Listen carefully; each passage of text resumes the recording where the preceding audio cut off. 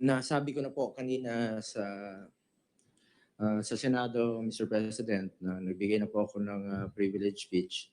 At nasabi ko na rin po lahat from ayaw ni Presidente ng tagalan yung proseso. And in fact, sa military, pag merong patay na binibisita si Mayor, ay pinapahatid niya mismo dun sa bahay yung assistance, cheque, pera, lahat.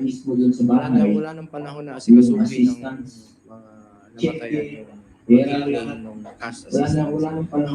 Yung pinakatanggap dito ay napasa yung batas March 23, March 24.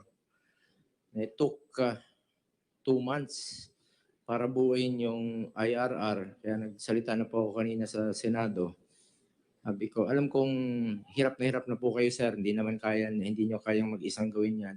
Dapat naman po yung mga staff, mga ASEC, USEC, down to the directors, ay sana po asikasuhin nyo po yan. Kawawang-kawawa po yung... Hindi man natin nababalik yung buhay. Hindi nababayaran ng cash assistance yung buhay nila. Pero konsuelo na lang po yung ibibigay na kaagad sa kanila. Yung gaya na ginagawa ni Mayor sa mga military. In 3 days, in 1 week's time, ay pagdating pa lang dyan, pagdating ng bangkay sa Metro Manila, nandyan na yung cheque, nandyan na yung cash assistance para sa lahat. Inaasikaso na Well, in that case, they are working under a parang sword if they are not liable. Meaning to say, wala silang kasali. But kung nakasali yung mga yan, hindi na rin natin pakinabangan yan whether they are really productive at this time or not. For the simple reason that we have to move fast. And if we have to move fast, I will sacrifice you even if you are not really a laggard or some... Mahirap kasi itong Pilipino hindi na natuto. Kakasabi ko lang, I count when I give an order for something to be done, hindi ako nagbibilang ng araw, buwan, nagbibilang lang ako ng araw. Teamwork naman tayo. I understand your problem. And I know that you have a hard time because of, there's the due process, every rules. Now, if you want it done in a hurry, the power to appoint carries with it the power to dismiss. And since it's an absolute thing for lack of total loss of confidence, I'm removing them because they are not functioning. So we're wasting money paying for these idiots. Kalalaki pa naman ng mga allowances, masweldo niyan. There are so many well-intentioned and well-meaning Filipinos, doctors and all, would want to serve government to contribute to humanity. And we do not have to suffer. Itong mga to, alam pa nila na ginagawa, nobody was asking who's doing the task today. Nobody was asking kung saan ba yung natapon yung responsibility of preparing the implementing rules and regulations. That was what they were saying na wala. Ngayon, kung ikaw pa, I said, just like me, you cannot run your own errands. Yung trabaho mo, hindi mo, ikaw na lang lahat dyan. That's why it's called, you cannot run your own errands.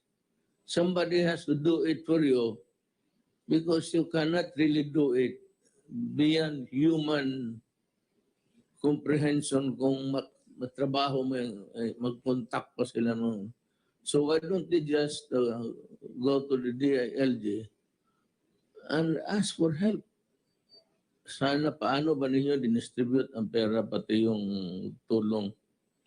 Itong mga putang inan to, wala, malayo masyado sa ano. I do not think they are really prepared to join government. That's the problem.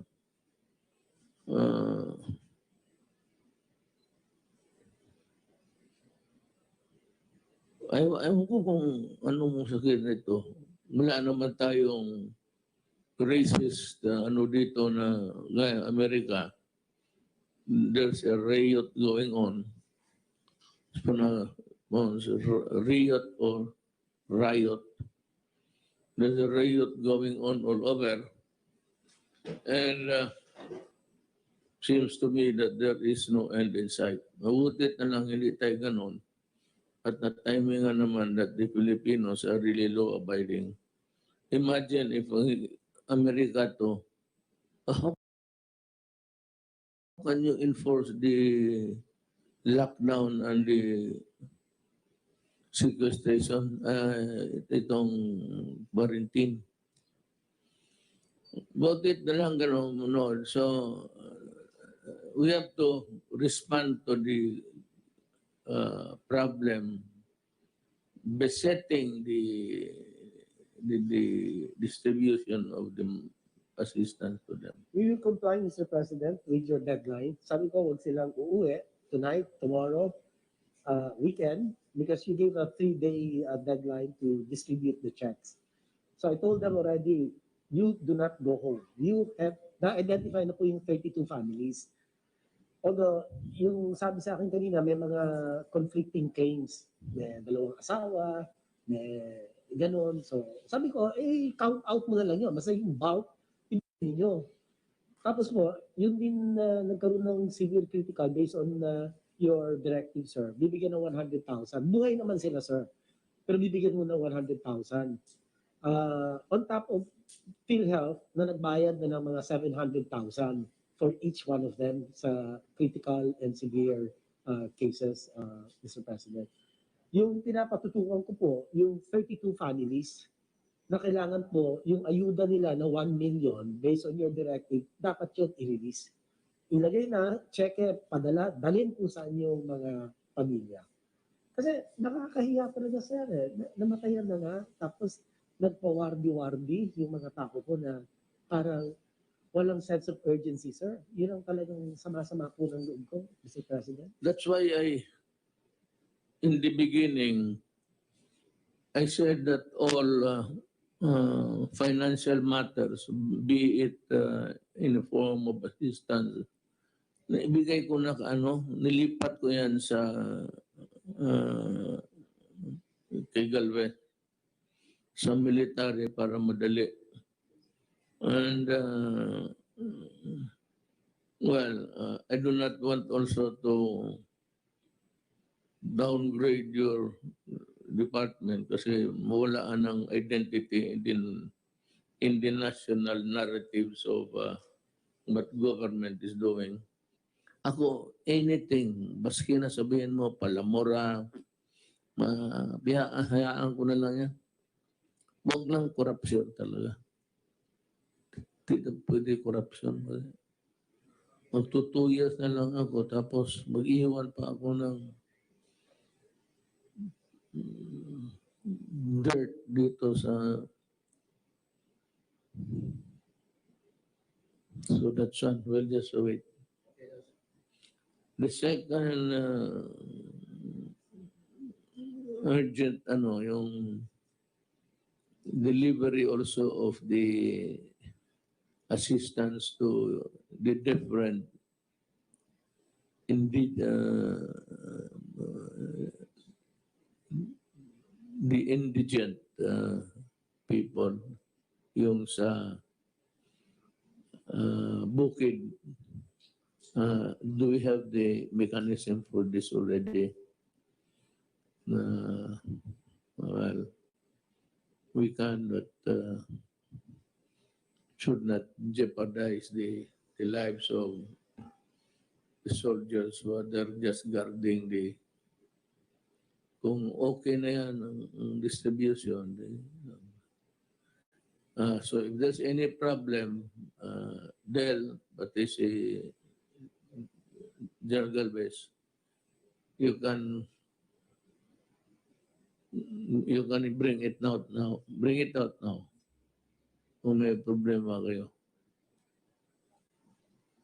Mr. President, yung pinagtutuan na namin ng pansin ngayon, yung repatriation pa rin ng mga OFWs at seafarers dahil ayaw nating naulit yung nangyari noong nakaraang buwan na naipon sila sa Manila at may umabot pa ng isang buwan. So, itong nakaraang araw, nag-meeting kami nila Secretary Bello, Secretary Anyo, Secretary Galvez, at saka yung ibang pang mga ahensya na involved dyan. At napagkasundo namin, Mr. President, na pagka dumating yung OFW, pag dumating yung OFW, maximum araw na manatili sa Manila ay 5 araw lang. Could be less, but the maximum is 5 days. So, nandun na po yung aming sistema. Okay na yung ating mga testing. We have enough testing facilities now all over Metro Manila. And kayang-kaya na natin yung darating ngayon. According to Secretary Bello, mayroon pang mga 42,000. So siguro ang gagawin namin nila Secretary Galvez at Secretary Anyo ay control natin yung pagdating. Siguro 1,200 a day, 1,200 a day. Kung medyo lumuwag-luwag pa, you can increase that to 1,500 or 2,000. And then para mabilis yung ating processing. Ngayon, Mr. President, maliban sa OFW sa seafarers, marami din tayong mga Pilipino na nasa abroad. Hindi sila workers, mga returning Filipinos na naipit, mga turista na naipit doon sa ibang bansa, estudyante, at saka yung mga permanent resident ng Pilipinas na mga dayuhan. But they have their homes there. Kasama na ho yun sa ating ipaprocess. So, pero separate sila doon sa OFW dahil yung OFW at saka seafarers, tayo sasagot sa kanilang mga testing, yung overseas Filipinos na babalik ay sa kanilang gastos po yun, Mr. President. So, maasahan po ninyo na itong darating na araw ay maayos na ito, smooth na itong ating ng processing ng mga OFWs. Yes, I would just like to know if there is somebody on our end in gobyerno doing the orchestration there para there's a sense of order in their coming back, calibrated para hindi tayo maipit. Yes, Mr. President. Ang arrangement ngayon, yung dole, yung labor attaché doon sa ibang bansa, nakikipag-coordinate sa DFA para bago pa lang dumating dito, bago pa umalis, alam na namin kung sino sila. E pagdating dyan sa airport, andyan din yung ating task group, one-stop shop sa airport under Secretary Yano. Mahigpit po ito, Mr. President. Magaling itong si Yusek Yano. Ka-appoint lang namin ito nakaraang araw at salagang hindi niya tinutulugan doon sa palagi. So okay na po yung ating orchestrate niyan. So DFA, yung labor attaché, mag-coordinate sila din. Punta rito sa DFA yan, tapos kasama na rin ang dole, and then ilagay natin doon sa one-stop shop para pagdating nila, alam nila kung mga pangalan, alam nila kung saan pupuntang probinsya para mabilis na yung ating monitoring. That's good. Kaya pala, Mr. President, yung inyong order na ipadala natin sa probinsya yung 24,400. Oh, passer mo. Okay. Okay na po. as of end of June of May, yan na po ang naipadala natin sa mga probinsya. That's all. Yeah, the day that we learned about the plight of the returning overseas Filipino, we were able to implement a solution for them to be back home. This should be our number one worry because they are Filipinos. So I'd like to commend you, General Galvez, for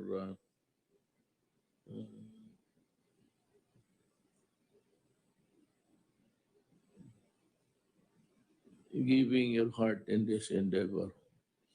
Alam mo, nung maliit pa kami, sir, bahay namin malapit lang rin dito. It was the last house facing the Times Beach. Ito, kinain lang ng erosion eh. Beach ito noon. Dinner time. Alam mo, itong mga anak ng politiko, saya mo sa hindi, gagapangin ka. Gagapangin ka talaga ng panahon. So ako naman, yung pinaka-maingay bugiro sa pamilya. Sabi ko, gusto ko kung ako gobernador rin. Tapos itong mga kapatid ko, mga ulol, ako mayor, ganon. Pinara kami ng tatay ko, sabi niya, shut up. Sabi niya, kung magpasok ka ng politika at peke yung loob mo, and you want to be just called governor, yan ang gusto mo tawagin ka governor. Maligaya ka na niya. You know, do not enter politics if you do not have the heart for the people. Sabi ng tatay, kung kita mo ako, gisingin ako dito ng madaling araw, may problema. Gisingin ako ng municipal mayors, kay may heart attack yung barangay captain. So, day at a time or night. Sabi niya, you must, I said, be ready to serve. And you cannot serve ang matagalan kasi papagurin ka, ma-burn out ka. At kami noon, wala pa naman masyadong hotel. Ang mga municipal mayor, lalo ng Oriental, wala pang road. But it was built during my father, pero walang road pa. Magsakay ka pa ng barko. Pagdating dito, sa bahay pa magpunta. Kaya, yung bahay namin maliit. Hindi naman kasing liit, pero maliit talaga. And we have to wake up and transfer to the room, sleep on the floor in my mother and father's bedroom because inappropriate nila mga pamilya ng ganoon ang politika sa ano. So, parang yung rapport ko sa tao went beyond my father and I was able to see. Nasabi ko kung itong ganito, kung wala ka talagang pagmamahal sa Pilipino, walang mangyari. This is not an easy job to do. It requires you to think and find ways to solve the problem. Maybe not here, but in some place, when you die, there is a special place for you. In heaven, if you are as good as me, but if you are bad, the hottest place in hell. Nandoon yung mga tao na tarantado. I'm sure I'm not going there. No, kung kasalanan ko lang, babae, wala. Hindi man ako nagnakaw, hindi man ako. Kaya sabi na, you have to love the people. Let's go to Secretary Anyo. Sir, how's the distribution? Is it good? Ang gusto ko lang tanong, sir, yung nagdoble ang bayad, pati yung kinaltas na pera sa gobyerno, be it the mayor or the barangay officials task to do it.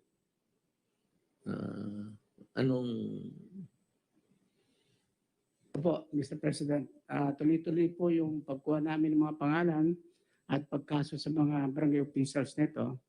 155 barangay captains and officials na po yung aming iniimbestigahan.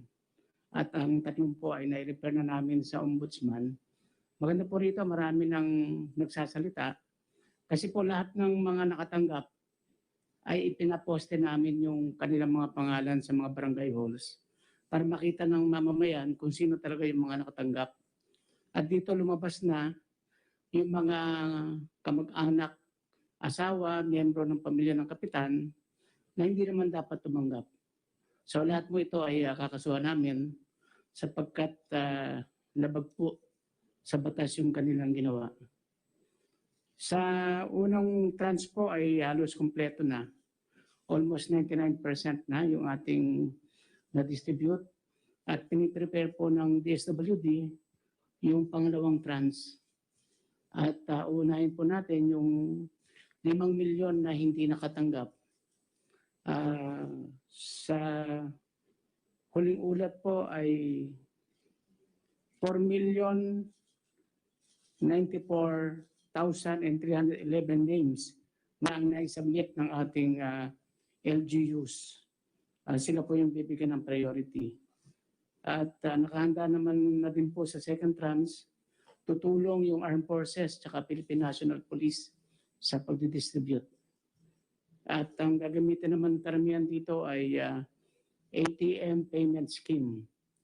Kaya baka mas madali ang pagpapatupad ng second tranche.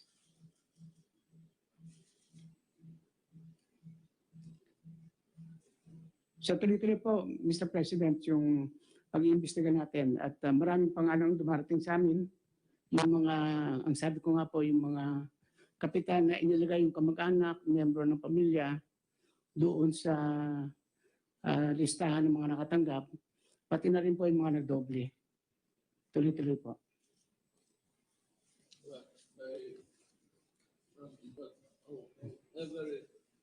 However you look at it, it's still malversation. Once public money reaches your hands for a specific purpose, tapos na wala. And even donations during typhoons or calamities. Pagka may tao nagpunta sa barangay captain, sa mayor, na mubigay ng pera, pag tinanggap mo yan, becomes public funds already. Doon sa kunin mo sa purpose. For what purpose? If it was given for a private purpose, fine. So kung sabihin mo, tulong para sa tao sa napinsala, sa bagyo, gano'n, wala. Public funds yan. Sigurado. Secretary Anyo, one question lang po. Marami nagtatanong sa Senado during the hearing. Yung sa motor, mga kamag-anak naman sila, mag-asawa o mag-anak, ano pong decision ninyo dito? Kasi nahirapan sila ngayon, yung iba nagbabike na lang po sila. Motor yun ang medyo maraming gusto na basta kamag-anak, anak, magkasama naman po sila sa bahay nila, papayagan ba silang mag-angkas? Kasi hirap talaga sila ngayon sa transportation, walang jeep, walang bus, minsan naglalakad na lang po daw yung iba. Yes, naiintindihan po natin yung hirap. Pero sa base po sa panuntunan ng DOH, yung minimum health standards na physical distancing, napakahirap i-practice sa motor. At kahit sabihin natin na sila ay mag-asawa o magkapatid, pero ang virus ay walang pinipili kung mag-asawa. Kaya nga kahit po sa bahay, dapat may physical distancing pa rin. Kasi hindi talaga guarantee na kung magkapatid o mag-asawa ay parehas kayong negative. Lalo na kung pupunta kayo sa opisina, pag uwi ninyo, hindi natin alam kung may virus nang dala yung isa, magkasama sila sa motor. The next day, yung asawa naman nung napunta sa kabilang opisina at nahawa. So, ito naman po ay hindi forever. Darating naman tayo sa bagong normal kung saan may mga zero cases talaga na, pwede natin pong ilaw. Pero sa community quarantine natin ngayon, pwede natin makita sa data analytics kung saan pa may mga cases. Mahirap kasi mag-gamble na kung mag-asawa pwede nang magkadikit sila, lalo na sa publiko. Actually, sa loob ng bahay, wala po tayong magagawa kung sila ay mag-violate ng physical distancing. Pero sa publiko, napakahirap makita ng iba na pinapayagan nating magkadikit sila at nagpapatupad tayo ng physical distancing at saka pagsusunod ng mask. Napakahirap po talaga. Pero health po pinag-uusapan natin health risk. Hindi yung convenience, hindi yung makakatipid sila. Pero buhay pagka nahawa yung isa, sigurado mahawa yung isa, it is costlier kung mamamatay sila. So sa ngayon po, yan ang stand namin ng DOH habang wala pa tayo sa bagong normal o habang hindi pa natin talaga nasisiro yung case sa isang lugar, hanggang ngayon ay yun muna ang ipapatupad natin. Ako, sang-ayon ako na mahirap talaga ngayon. We are in hard times. I don't know if we can go back to the same old style natin noon. But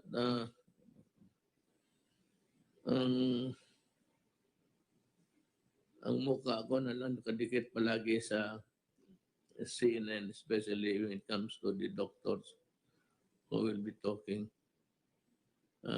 The earliest that we can have, not have, the earliest that mayroon na sila, they're in the final stage of testing. Ang Moderna,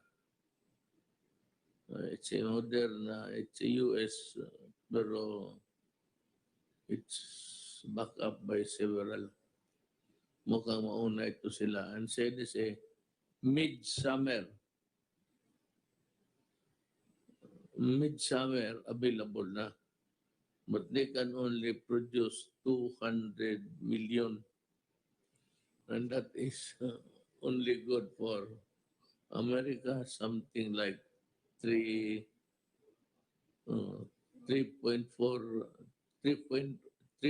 million.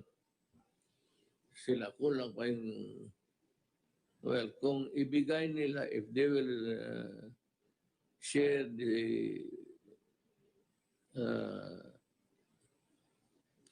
yung technology, give it for free to everybody. Pare-pareho lang kasi tayo sa gobyerno. We are just employees, all of us. We are workers of government. Kaya ako yung pinapatanggal ko yung Your Excellency. The word itself is it's a burden to yung paggamit ng the President, Rodrigo Duterte, or Cardinal, tapos Archbishop of Manila. Yun Your Excellency, Your Excellency. Nung umpisa yan doon sa nung nag-mayor ako, tapos yung ni-retain, hindi pinalitan lahat ni Cory, they retain about 1, 2, 3, 4. Yung hindi masyado partisan, pero puro mga manoy, kawatan talaga. they would address me, uh, Your Excellency. Do not call me Your Excellency. I am not Your Excellency. You call me Mayor. Kaya Presidente, ayaw ko. I'd appreciate it more. You still call me Mayor. Huwag mo na dagdagan yung Presidente. Yeah, just a title. After all, I said we're all workers of government. I do not mention Malacanang in public. I just say my office. And I say we are workers of government and we have to do something about it. I'd like to this time shift from a conference with the cabinet members together with Senator Bongo. He is here because he's complaining to me. And I said, what is your stand? I said, I'm going to deliver privileged speech because this is something which boils down into a public interest. Di sinasabi ko na noon na madalian to. Itong mga assistants dapat dumating kasi nga pagkain ang iba. Kung pagkain, mabahaw na yan, mapapanis na. Kaya pati yung mga bigas, sabi ko, it must be delivered forthwith. Or another word for that is immediately. Ang nangyari ho dito sa release ng namatay at nagkasakit at yung 1 million sa namamatay, iutos ito sa Bayanihan Act. At bakit?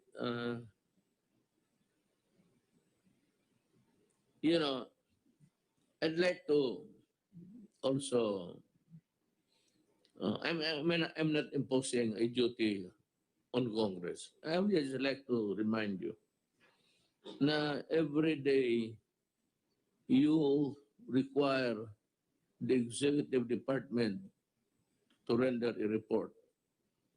Every day yan. So dapat nakita na rin ninyo, nasilip na rin ninyo, bakit wala yung tulong sa namatay pati nagkasakit. Parang assistance, in the form of assistance. Yung 1 million para sa namatay, lalo na yung mga doktor, hindi dumating. Tinanong ko ngayon si Dr. Doke, the Secretary of Health. Sabi niya, he's been reminding his staff every time that they meet na to carry up itong tulong. Ngayon, ang sa speech ni ata ni Bong, sinabi mo na you are recommending for the ouster. Sabi ko sa President ko, ayaw nilang magtrabaho. Marami pang gustong magtrabaho. Ayaw nilang magtrabaho. Putang ina, 2 buwan itong litseng ito. I mean, can just imagine 2 months. Tapos ang sekretary ng binubugbog araw-araw kasi wala siyang gawa. Sino palang paggawain ni Doke dito? Ang Bureau of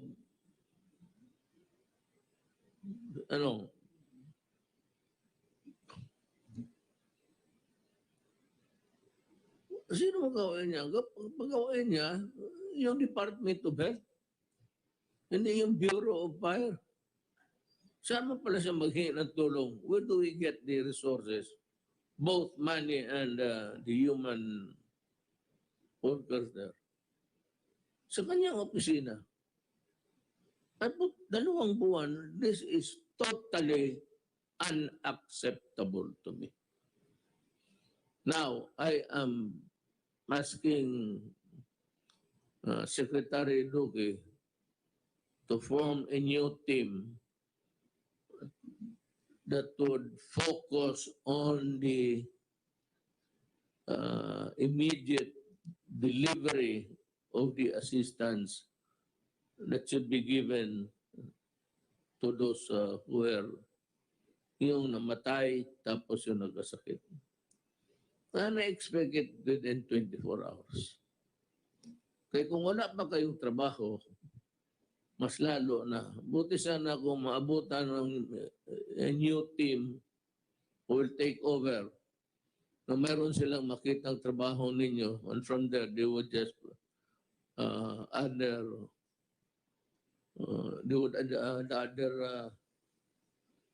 kaalaman and an expertise, and then directly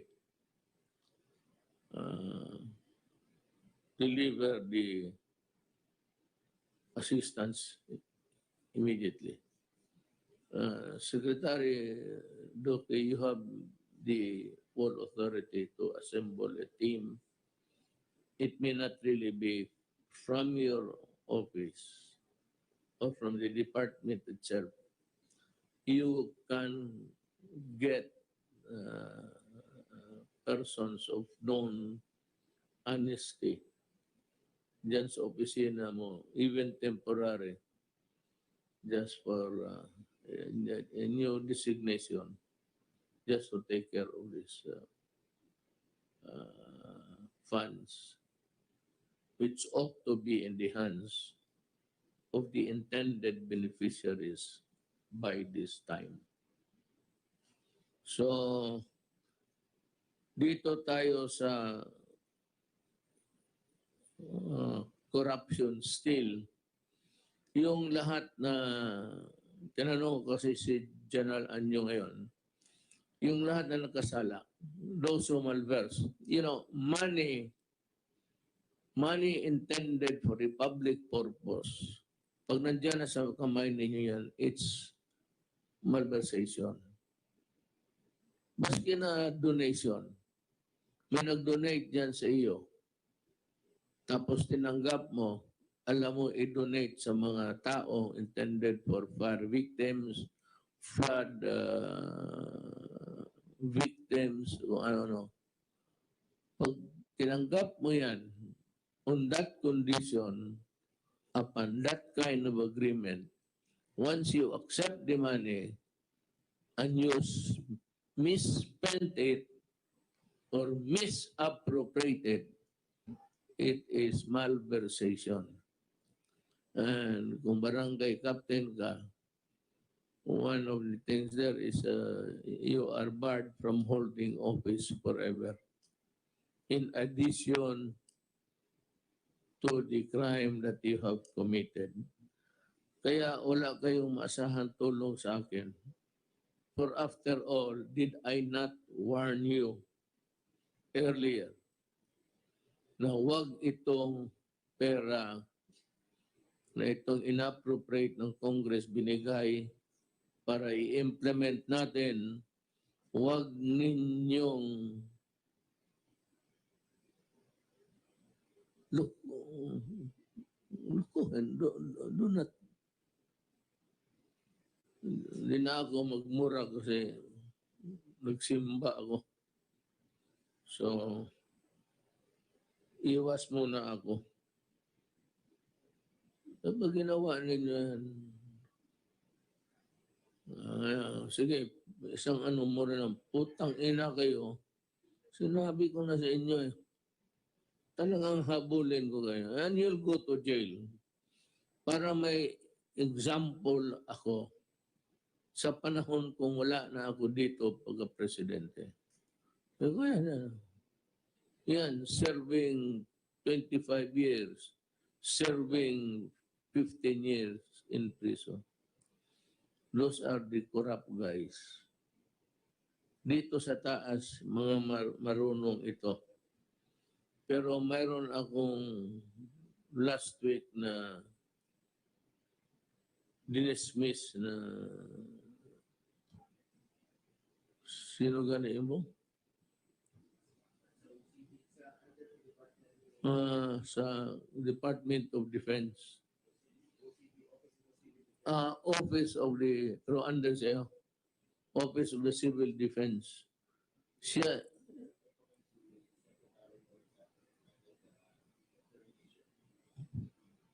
yung tigabili.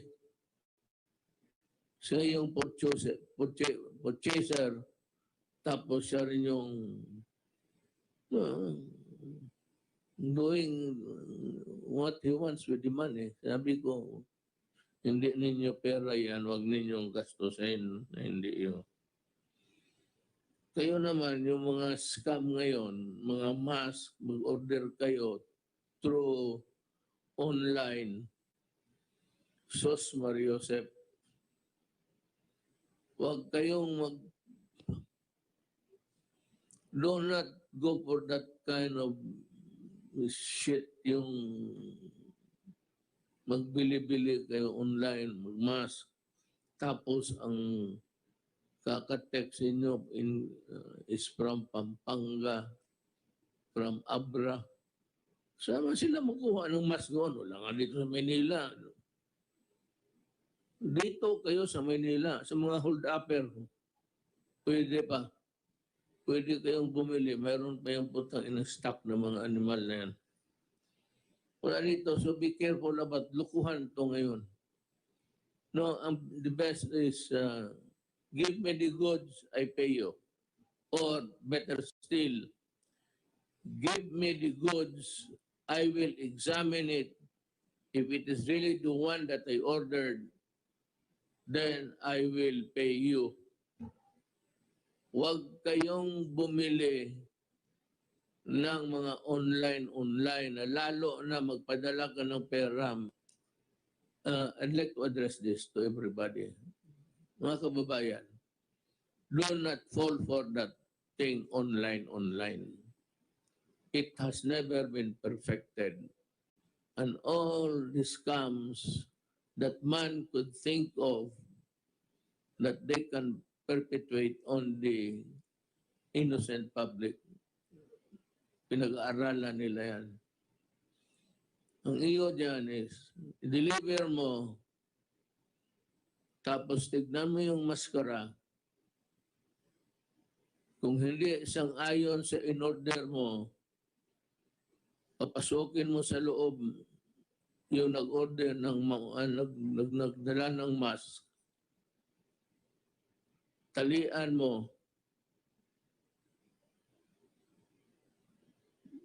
Pagkagabi, maghanap mo ng sakyan, ihulog mo sa Pasig River, mamili ka. Maraming tulay dyan. Alas 3 na madaling araw, wala na dumadaan dyan. Maski anong ihulog mo, wala nang makialam dyan. Itong mga animal na ito, they take advantage of the misery of people. Kung ako, yan ang gawin ko sa inyo. Talian ko yung paa ninyo, pati kamay ninyo. Saksakan ko yung bunganga ninyo, yung medyas ninyo mabaho. 5 araw na walang laba. Tapos talian ko ng panyo. Ihulog kita sa Pasig. So yung mga nandito na naman tong mga gustong lumabas. Basta kung labas ka, if you are those allowed to go out, do not forget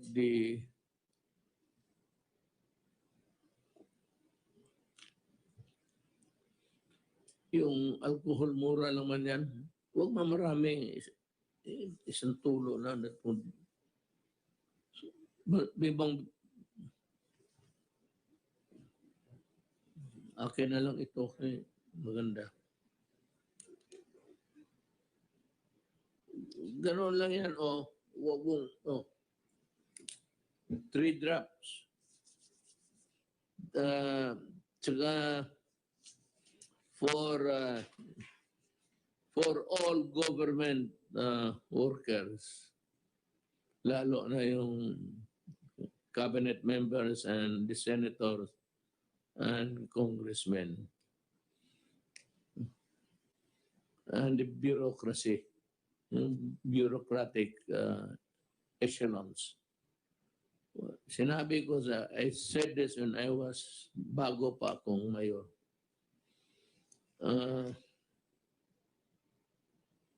Panahon sa lukuhan, hindi naman talaga natatanggal yan. There's always a sucker born every minute. Huwag kayong magpaloko, lalo na yung maggamit ng pangalan ko. Kasi yung maggamit ng pangalan ko, sigurado, palpak yan, racket yan, krimen yan. Kasi kung negosyo mo tama, walang problema, bakit gamitin mo pangalan ko? So, if they go to my son or sons, or my daughter, si Inday, pero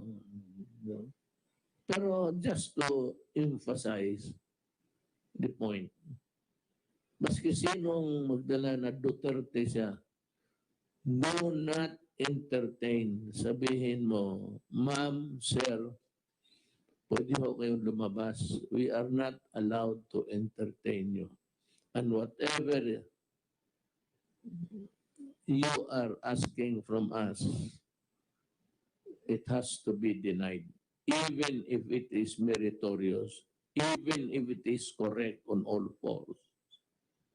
Hindi ho kami dapat mag-entertain. Huwag na naman yung pagalitan para hindi naman pwede kayong umalis. That's the... Kasi si Mayor hindi talaga nakikaalam kailanman. Kailanman hindi ako nakikaalam ng... Wala nga papilis tumadaan sa table ko, either di sa bahay o sa opisina. Basta transaksyon na perang mga reclamation, mga billion MRT. Kita mo itong land registration. Away-away na sila kasi 1,000 hectares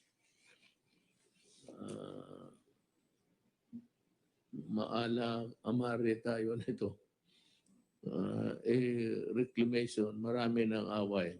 Pera 1,000 reclamation, that's billions and billions. But in the process, you will kill the entire Manila, Metro Manila. Mahirapan na ang tao doon. And even the canals would no longer have the egress and ingress of water, let alone the absence of the water treatment. Now, on the side, I will be starting tomorrow. I think the papers are here with me now. I will review the contracts that are proposed by the government panel to the Ayala and Pangilinan Consortium. Na ako, okay na ako. Basta mabawi lang ng pera ang tao. Even in installments sa ano ninyo. But you have to make some amends. Nagkalma ako kasi whether I like it or not, water is very important in our lives. So, okay na lang ako. But yung nawala sa tao, kung ano ang nawala sa kanila, that has to be paid back.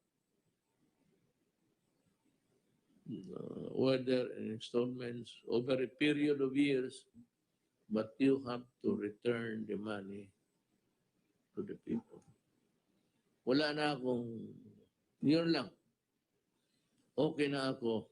and you can have your contracts if it is to your liking.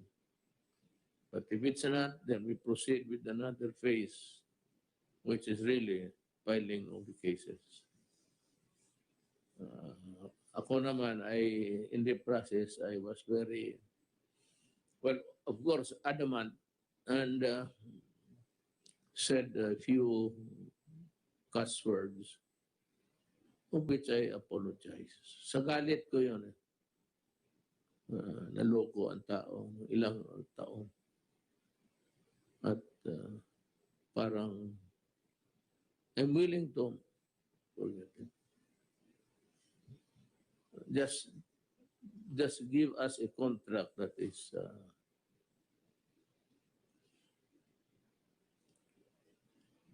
fair and also a fair of the return of the money of the people. Kaya wala namang, well, an example is yung water treatment. You started to collect 1957. It is now very late in the day, and there is no, and still, I don't know if we are collecting. That has to be returned to the people. Equity and fairness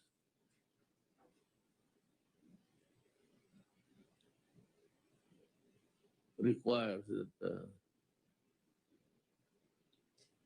we should return the money to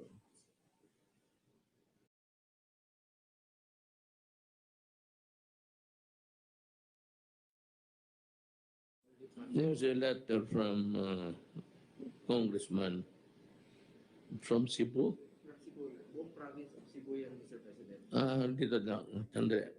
He manifesto strongly supporting Governor Gwen Garcia and the provincial board of the province of Cebu in their effort to allow and regulate passengers if private motor vehicles are allowed. Well, alam mo, for one, mga Cebuano,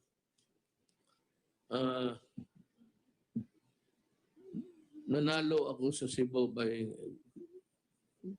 binigyan ninyo ako ng boto na makalilisang. You supported me to the hilt. And one of the factors that gave me the victory in the presidential election. But alam mo, much as I would like really to accommodate Governor Garcia and the board members, here's what I can say. If I begin to give an exemption to one, which because I will open myself to charges of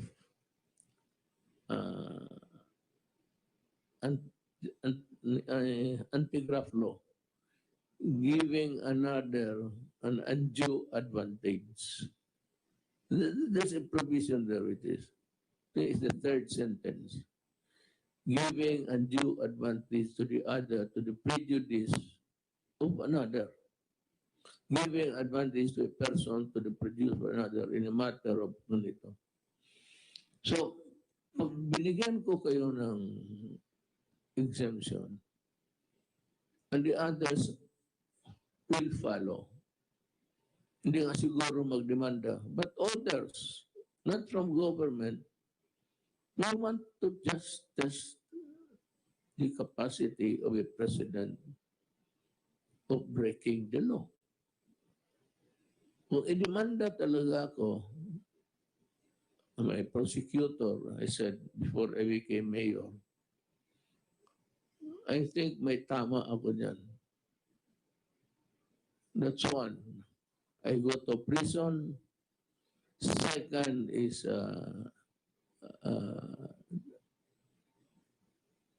discriminatory, if at all, because ang discretion ko is used to excuse one from the uh, the, the, the burden of the law that is placed on another. Pag excuse ko to na talagang hiritan ako ng kaso, sigurado yan. Now or after I go out of the office. Ang tinatakot lang naman nila sa akin na ipakulong nila ako sa International Court of Justice, Court of Criminal Court. Hindi man ako naniwala dyan. Pero dito, Philippine setting, talagang mayayari ako. If somebody will file a case, yan ang mahirap sa prayer ninyo. Gusto ko, alam ko hirap kayo. Sabi ko nga, asawa mo yan. Alang-alang ipaangkas mo sa ibang lalaki kasi maghawak sa katawan yan. Mind you, kayo nagasakay, nag-aangkas ng motor. Huwag kayong maghawak dito sa side lang, yung sa upuan. You have to place your hand around the guy. Tapos, hindi naman mag-embrace, but para hindi ka mahulog. At yung bump ganon, kasi ang katawan niya, magbabalance-balance yan, kasama ka na. Kung saan yung katawan niya, sabayan mo. Now, I'm sure that many are not so happy with their wife embracing the motorcycle driver. Kaya nga, the law is hard, but it is the law. Wala talaga akong magawa. Itong akin po, it's not my discretion. Just because I'm the president does not mean that I can ignore the laws of the land and favor. Wala akong ipagmalaki na sa ganun. Yung mga cabinet members ko, hindi ko makilala yan. Hindi ko makilala. Except for Secretary Doke, I remember I was at the lobby of, at the entrance of Shangri-La. Tapos somebody whispered to you, nandyan si Mayor. Then lumapit ka sa akin. I'm Secretary, I know. You are very popular, sir, sa TV. Hindi ko alam hanggang ngayon. Hindi ka na naghinto maging table. I answer you. I said, it's not your fault. And I'm not ready to let go of people na lang walang tatrabaho talaga. Even if they commit mistakes. So long as it is an honest mistake, sabihin namin na porsi yan or walang problema sa akin. I can live with it. Here is a report from Archie Gamboa, PNP chief. Ang PDEA, pati ang polis ng ano to Philippine National Police Drug Enforcement Group. PDEG, ang Bulacan PNP Provincial Office successfully, telegraphic ko nito, successfully, sabihin natin, arrested in a buy-bust operation in Barangay Marilao, Bulacan on June 4 today at 3 p.m.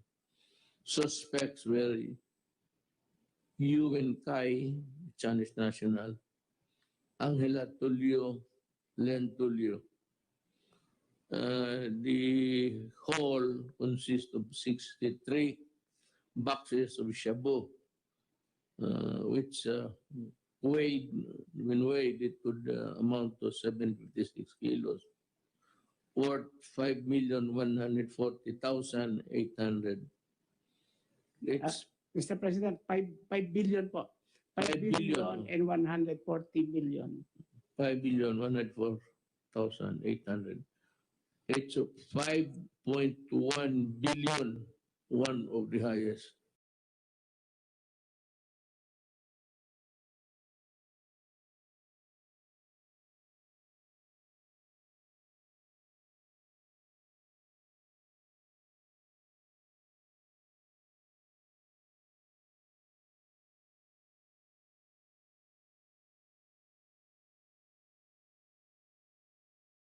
They are already a transshipment at saka yung Senyalosa, yung dreaded gang ng South America na sa Senyalosa sa lugar ng Mexico yan.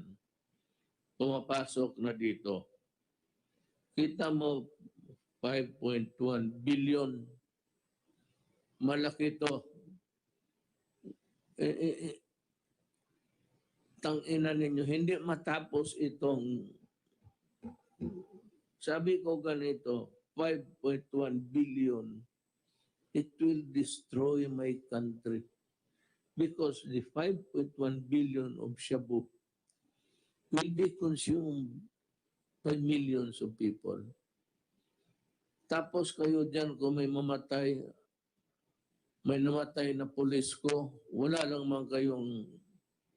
And many policemen have died along the way in our journey to fight drugs. Isa yan sa pinangako ko. So, despite of the pandemic, the police are working. So, kita mo ang mga police ko, nagtatrabaho. So, unmindful of the fact that they can get the COVID by their dedication. So, officially, I would like to congratulate the PNP at si Archie Gamboa, General, taga Davao to.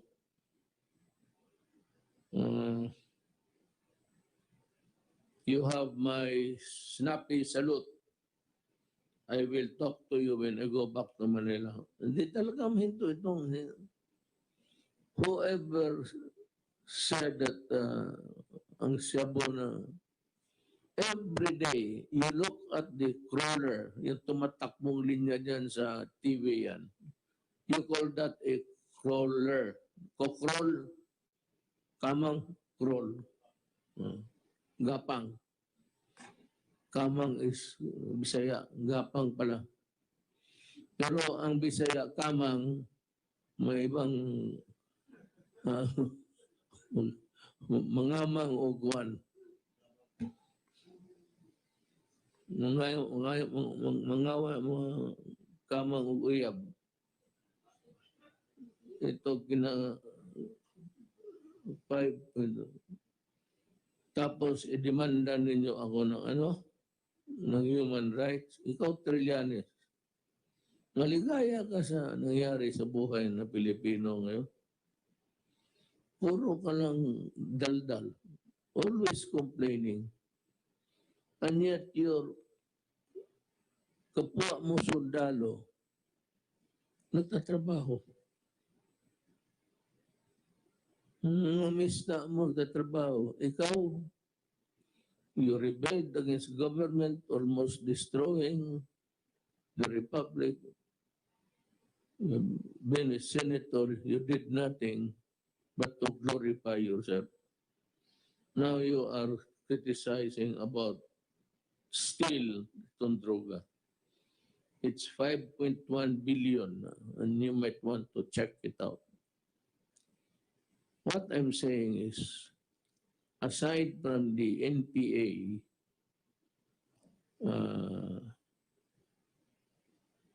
Isang problema talaga natin ang droga. And of course, Abu Sayyaf, the terrorist here in Mindanao. Marami yan, mga maote, mga splinter group, all engaged in illegal activities. So, may sabagay, ito tatlo na to, no? Siguro buhay ito, kaya wala mong sinabi patay. Pero, okay lang. Okay lang. Kaya yung mga tao talaga na hindi rin matanggap na konsensyang mamatay. Pero ako, sabi ko nga, if you destroy my country distributing 5.1 billion of shabu all throughout the country, I will kill you.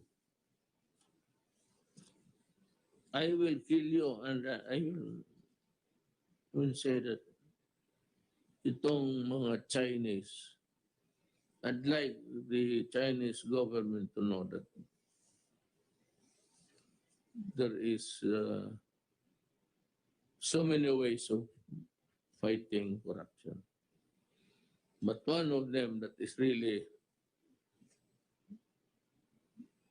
pisses me to no end will be those things that it destroys my country.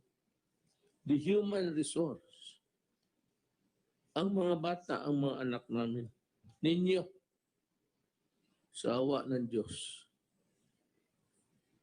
Kaya, remember, when you go out, mask. And ito, mura naman ito. Hindi naman ito, because siguro kayo, isang, tignan mo, 1, 2, 3, 4. That is enough to kill the germs. We have to wait for the vaccine. Mga kapatid ko, iksuna na ako. Maghintay talaga tayo sa vaccine. Sabi ko sa inyo, walang vaccine, walang eskwela. Nandito sayang nandito. But Secretary Briones is insisting that there should be an alternative there. And she has a very good program for that. Parang teleconferencing. The technology is good. I do not know if we are ready for that. Meaning to say, if we have enough of those na gamitin para sa the whole of the Philippines. We're talking of students, it's million. Meron ba siya? But if she has, or if we can afford it, we'll buy it. And she can proceed with her novel